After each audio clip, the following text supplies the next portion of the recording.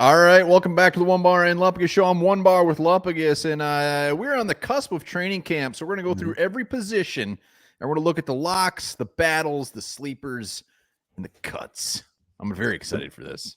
Yeah, look at the piss cuts over there in that corner. Before we get in that, be sure to subscribe to the channel, like, and comment. We're going to be coming hot and heavy, basically with a brand new season of Onebar Lupagus show starting August 1st. It's going to be exciting times. Game on, baby. Cannot wait. Let's start with the locks. And really, I don't know if we really need to say a ton about the locks.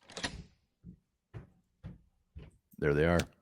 Yeah, and I think that the first question or the first thing to ask is how Addison, Jefferson, are they both a lock to go over like 1,300 yards and 10 touchdowns? I mean, that's the question. Like, how good? I mean, when it comes to duels in the NFL, we're almost right at the top here. They're going to be awesome. They're locks. This is like as far as if they're going to make the team, whatever. These dudes are making it. They're going to be fantastic. The sky is the limit. Lupagus and I were going back and forth on this one, though. The only question to me is, I know Brandon Powell should be a lock. I don't consider him a lock. I wouldn't bet my life on it. But we've seen crazier things happen. Nobody tried to really get him in the offseason. We signed him to another very cheap deal. I love me Brandon Powell. He adds as a punt returner, but it's Brandon Powell. Yeah, I mean, I think he's 99.8% a lock. I mean, there's always something that could happen. Maybe he gets hurt. Maybe some crazy kids down the depth chart look really, really good. But I think he's making this team, and it's almost 100%. KLC loves him. He earned a spot. He earned a second contract with the Vikings. No one really gave him a chance last year. And when he was out there, he caught everything throwing him, most everything throwing him. He could run the football a little bit. So he's got some versatility. So, yeah, I think Brandon Powell makes this team. I've heard Lupagus say the same thing about Smith Marset, though, just to be clear. So things can happen. Okay, Brandon Powell is a couple levels above Smith Marset. I love me Brandon Powell. Let's get into the good stuff. And my battles sound effect. I just went with it, and this is what it was. Yeah. I looked up free battle sounds, and that's what it was. I think it might have been from a porno. But anyways, the battles, and this isn't sexy. Can I hear that again, please? Absolutely, you can. And tune in, because we're going to do this for every position. You'll be able to hear this battle scream. Yeah! Every time. And that scream sums up these two, the main battles great, because it's gross. Trent Sherfield and Jalen Naylor. But this is where the battle lies. Wide receiver 4, wide receiver 5. And this is who are the contenders right now. Is it a sexy match? Is this going to headline WrestleMania? Hell no. It's not even going to headline Saturday night's main event. Sherfield versus Naylor. You got Naylor, a guy who can't stay healthy, shows flashes, and kind of takes 2 steps back. Like one of my favorite Paul Abdul songs, 2 steps forward, 1 step back. Then you got Sherfield, a guy who's kind of just been a wide receiver for his entire career. He's used to the role. He can give you 10 to 15 catches a year. Maybe do something, 2 catches in He's a good run blocker. He's a good run blocker. And he can occasionally catch the football. So, again, you'd like to have a little better depth here, but this is definitely the battle. Well, and this is the battle, but nobody would be surprised if neither of these guys didn't make the team. Absolutely. Yep. So they're basically battling for not only a roster spot, but these are the 2 guys that should be battling for that number 4 spot. But again, we're going to get into the sleepers. We're going to get into the practice squad / potential cut guys. Any one of those guys could easily surpass these guys. Yeah. Any of those other guys could be making that wild battle cry that we heard. That sounds like someone passing a kidney stone. And honestly, like, I hope when it comes down to it, these guys aren't on the roster. I hope a young dude steps up and just overtakes these guys. Trent Sherfield, everybody knows what he is. And Jalen Naylor, like you said, like, I want somebody just to be like, holy shit, this guy stepped up his game, or we got to steal. And I want these guys, I want to move on. And you got to feel like, especially with Naylor, like, the coaching staff has to kind of start getting tired of his little routine here, right? I mean, you would think so. You would surely think so. But then maybe he goes out there and makes a beautiful play. Let's go to the sleepers.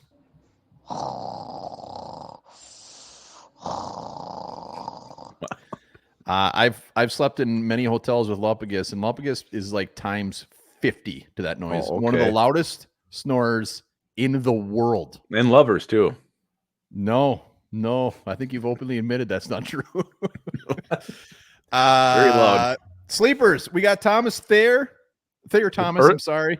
And then Yeah. we got Deshaun Jones, the undrafted rookie out of Maryland.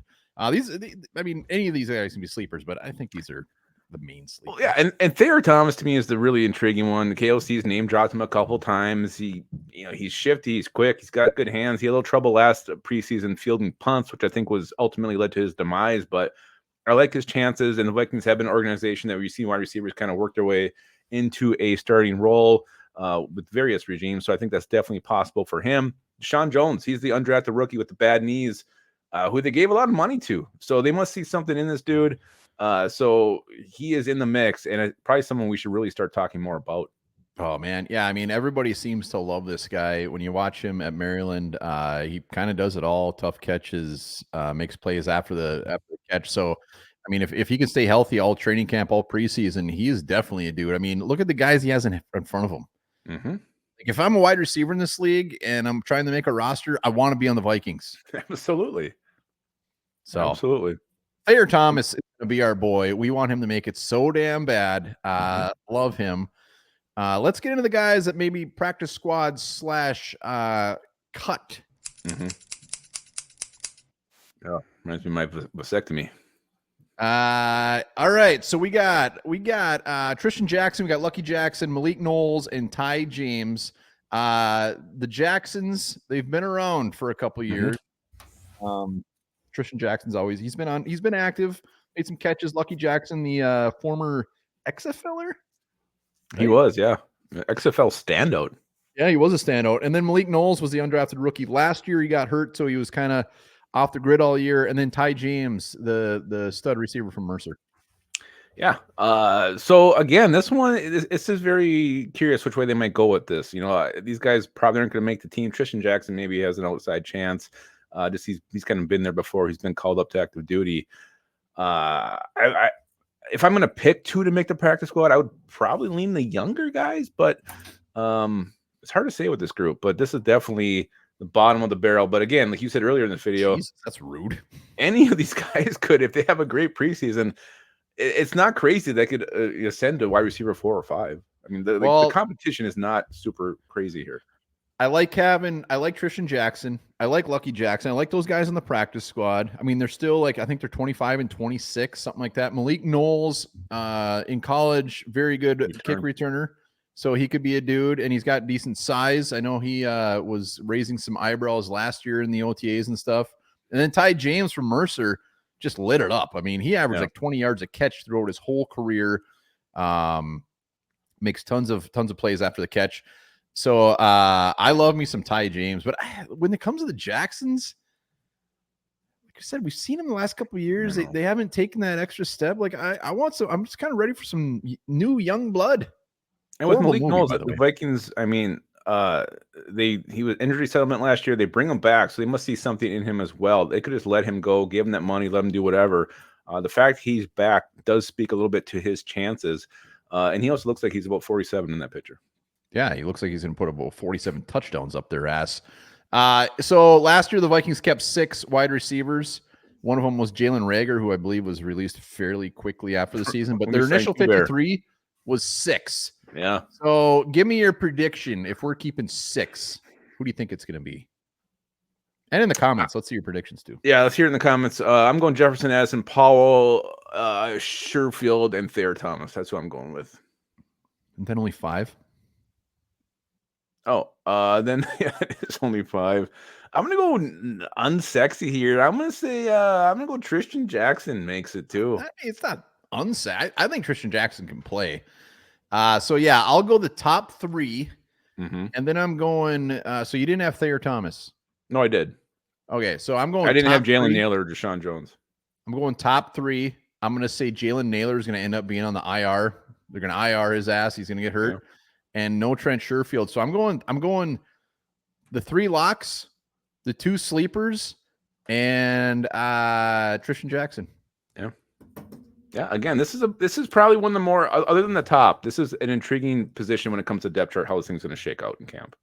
All right, let us know in the comments. That was our first round of taking a little deep dive into each position.